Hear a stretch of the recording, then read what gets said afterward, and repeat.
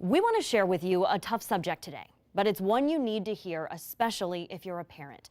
Our week-long series is called Selling Girls. All week, you're going to hear stories from all sides of the trafficking epidemic. The buyers, the sellers, the demand, the internet, and the victims.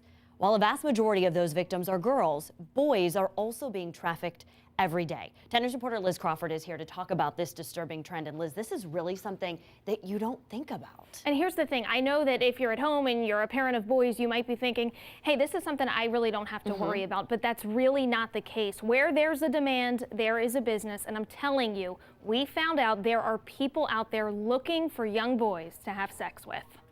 Some studies estimate 10 to 15% of sex-trafficked children are boys. But keep in mind here, stats vary because sex trafficking isn't always reported. There are some key differences between female and male victims. The most common age of girls who are sex trafficked is between 14 and 16, but it's likely younger for male victims. Some experts believe that up to 50% of male victims in the state of Florida are transgender. You might be thinking, what's the correlation there? By and large, these are runaways, but they're also what they would call throwaway kids. And it's a terrible term, but really what that means is many of these boys that are trafficked are either gay or bisexual or even transgender. You see, there are some times that a boy tells his family that he's gay or transgender, and he's kicked out of his house, left on the streets. Traffickers are really good at finding runaways. They know where to look.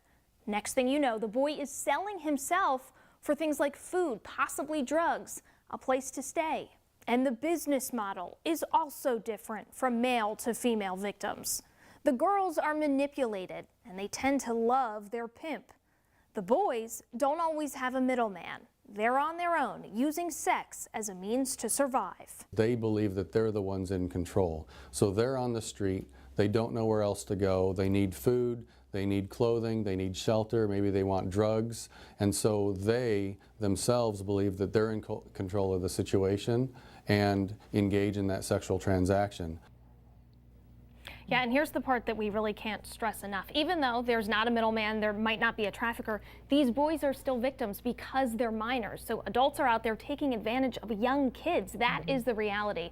Now, this past summer, right here in Tampa, one of the first ever safe homes for boys was actually opened. The home serves all male victims under the age of 18. So that's progress. It's horrifying. It is. But it is so important that we know so much about this so that we can fight it. And you're actually going to be hosting a Facebook Live tonight about this. Yes, excited about this. We have a panel. 3 experts from the Tampa Bay area are coming here really to talk about what parents need to know about sex trafficking. The panel starts 8 o'clock tonight, like you said, on the 10 News Facebook page. So you can watch it live with us. You can comment, ask questions, spread the word about this. 10 News Facebook page, 8 o'clock tonight. It'll be a good conversation to have. All right, thanks, Liz.